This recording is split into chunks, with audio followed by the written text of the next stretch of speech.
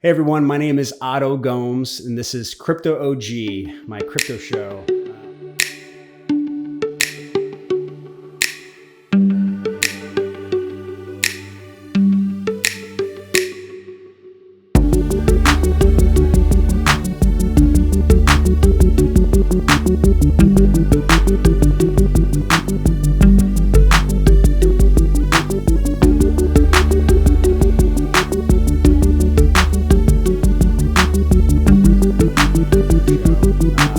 This is my first episode, and what I want to do with this whole podcast is to do sort of a weekly report on crypto with my perspective. So make sure you follow us on all our platforms. It's going to be YouTube, Twitter, Instagram, Facebook, TikTok, all the good stuff. It's going to be fun. So I want to share a little bit about myself, how I got into crypto. It was 2014. Back in the day, OG, that's why the show's called Crypto OG. I was working in my family's business, an accounting office, and I was doing tax preparation, bookkeeping, registering new corporations, all that kind of stuff. And my IT guy, right? Of course, my IT guy comes up to me and he's like, "Hey, did you hear about Bitcoin? You got to research this thing. It's crazy. It's awesome. It's going to change the world." And so I'm very curious, and I'm like, all right, let's figure out what this is. And after doing maybe just an hour of research, I was sold. I was like, this is it. This is the future. My whole world exploded in that moment. And that's where my journey started. Now, funny thing, I actually didn't really believe in the tech. In the beginning, I didn't believe in Bitcoin itself, in what it actually represented, but I believed in the people that believed in it. I knew that there was people out there that were like putting a lot of money into this and were going after it. So I was like, all right, then I gotta do what I think will make me money, right? And so I focused all my energy on mining, on looking at the hardware, and what people believed that they can make money with this hardware. So I was like, okay, this is where we need to invest. So I got my brother and I, we put about maybe about $70,000 at the time, 2014, to buying new equipment. Now, not a lot of you will know this, but back then there was a company called Gritseed. So the OGs will know this. There's a company called Gritseed, and they were the first ones at the time to come out with an ASIC. So what's an ASIC? An ASIC is application-specific integrated chip. And that's something that miners use, which is a much higher processing power than GPUs, right? GPUs are graphic cards, which is just for processing video. The ASICs are more specific to one calculation. So that's perfect for crypto. It's usually used, ASICs are used in deep sea diving. It's used for deep sea diving for mechanics, or not mechanics, those people that weld underwater. So it's used for them, for regulating their pump for their oxygen. And it's also used for Formula One racing. So each individual wheel has a one chip that's specific for that wheel. And the reason they do that is because that's what the chip's for. The chip, they actually engrave into the chip the formula, so that it's only focused, there's actual like physical engraving that happens on that chip, so that you only can do that calculation. Now there's a plus and a minus for this. It's great because you get much higher processing power. The problem is that you can't shift to another coin. You can't go to a different a different formula or a different calculation, because it's literally engraved into the chip. So this company, Gritseed, they were able to figure out a way to do an ASIC that did dual mining.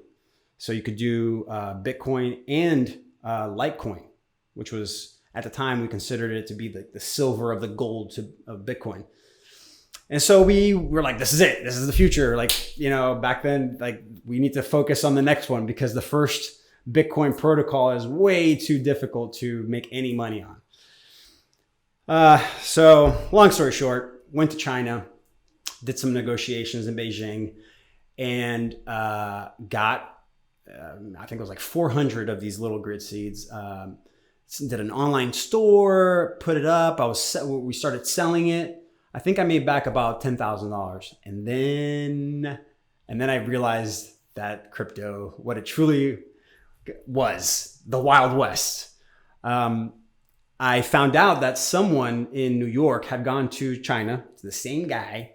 And this was maybe, man, it was only like a month after I bought these. So a month after I bought these miners, this guy goes to China and makes the exact same purchase at half the price. And that's where I just wanted to die, right? So it destroyed the valuation of the miner. It destroyed my spread. At that moment I even called the person and talked to him on the phone, and he kind of just laughed at me and said, yeah, good luck. And so I realized at that moment, I was like, okay, crypto is the Wild West. Crypto is not regulated. Like, all these people are just trying to figure it out. So, I was like, all right, I see where this is going. But it turned me off. It turned me off to the whole industry. I got very upset. We lost so much money. We kept the miners and did some mining ourselves. I actually mined, at the time, I think about 1,200 Litecoin, which I wish I would have held, right? Hodl. I mined 1,200 Litecoin at the time. There was, I think, $1.50. So they're barely paying the electricity bills, but now they're worth, I think, $70, $75. I think they went up to like $330 back in the day when it was at the top. So it was definitely a learning experience, tough learning experience, but nonetheless, here I am. So move on from that. It really turned me off to the whole industry. And so I kind of separated from crypto and kind of walked away for about a year. And then the ICOs, right? The ICOs started kind of picking up. This was like, they weren't even called ICOs back then. Now that I think about it, this was 2015 to 16. I got into my first ICO at the time, which was Waves, the Waves network. And back in the day, all the companies used to use Slack, right? Slack to go to do the messaging and to like coordinate the investors with the company and have a place for people to talk. And I went to the Wave Slack and I was chatting with a bunch of people on there, and we realized that we wanted to talk about more things than just Waves. But like many of you know, moderators are very strict in these groups. So they were like very strict about talking only about Waves. And so we're like, you know what, let's just get out of here, go do our own group. And it was only 8 of us that were really connected. And then we're like, let's just separate and do our own thing. And so we separated from the Wave Slack, and we created our own group called Cryptocopia. So now I don't know if any of you out there know Cryptocopia. We had a lot of people join that over the next couple of years. I think we had at one point almost 3,000 people on the Slack, on this group. That, it was a little bit of intimidating because crypto is still in the very, very beginning stages. You're still in the very, very start, where if you compare to like .com bubble or the .com era in the 90s, we're at the point where people are innovating, where they're just, they're in their garage putting the stuff together and talking about it and going like, oh, that's a better idea. Let's do that instead. And, we're like when Amazon first started, when, Apple was at that weird transitional point. And so this was right in the beginning stages. That's where we are now. We're in those beginning stages where people are just talking about it. So it's still very early. So it was very intimidating to be in this Slack with 4,000 people in crypto, or 3,000 people in crypto, that were like really kind of like following our words, and kind of like we were leading by example by our experiences. And it did really well. We did a lot of AMAs, Ask Me Anythings, with a lot of huge projects. We helped a lot of projects ourselves as investors throughout that time as well. Because we created that group, we created a safe space that people could come into and not feel intimidated. It was a real community. It was a real place that you can come and talk and share yourself. And it was amazing. That, to me, out of everything, I mean, not counting obviously just making a lot of money, but that to me was the point that I realized, okay, I see. Crypto is about community. It's about supporting one another. It's about, you're gonna still have the type of person that, is greedy or wants the money or, is focused on the wrong things, but they won't last. The ones that will last in this industry are the ones that are supporting each other, where I want to make money, but I'm going to bring these people along with me. I'm going to help, who I can and when I can. And that's the mentality I think that I really loved about the industry, and how it kind of, that was, to me, was the beginning of the shift in my life to to kind of being aware of oh, okay, we gotta be community. We gotta be together. We gotta be, one. It's all about being together as one in this, the idea of blockchain. So that was really a moment for me, to realize that. But, I think the biggest thing, really, takeaway out of this whole experience of being in crypto for 6 years now, 5-6 years, it was really that, and I say it as a phrase, as a quote, that crypto sped things up for me to slow down, which really means crypto, because it facilitates transactions, and it takes out the middleman. It creates decentralization. It makes it cheaper to do the transactions. All these things, it really gave control back to the people's finances. It gave the individual control back of his life. And that's what I've noticed it has done. It's really given us back. It's brought awareness of how much lack of control I had. And when I say control, I mean control of finances, control of the things that you can't control, right? Because there's a lot of things you can't control and you just got to let go. But yeah, the things that you can't control, your finances, your mindset, right? And so I came away with it, after making so much money with crypto. It really allowed me to kind of step back and separate myself from the rat race and from the 9 to 5, and really kind of look at my life and where I was, and trying to, am I happy? Am I just standing still? Am I, just to become aware of all that? And so crypto really gave me that ability, and I'm super grateful and super thankful. And that's something that, and because of that, right? So we're getting to a point.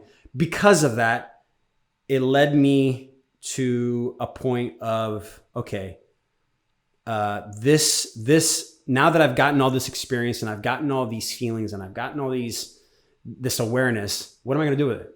What am I going to do with it? Am I just going to sit on it? Am I going to talk to people about it? And so I got to a point after going to conferences. I've been to maybe 10, 15 conferences in the last couple of years. Just this year, I went to 4 already. So I've realized that I was being asked by people. That's why I mentioned that. I was being asked by people to share and to talk about it, and to give my perspective, my point of view.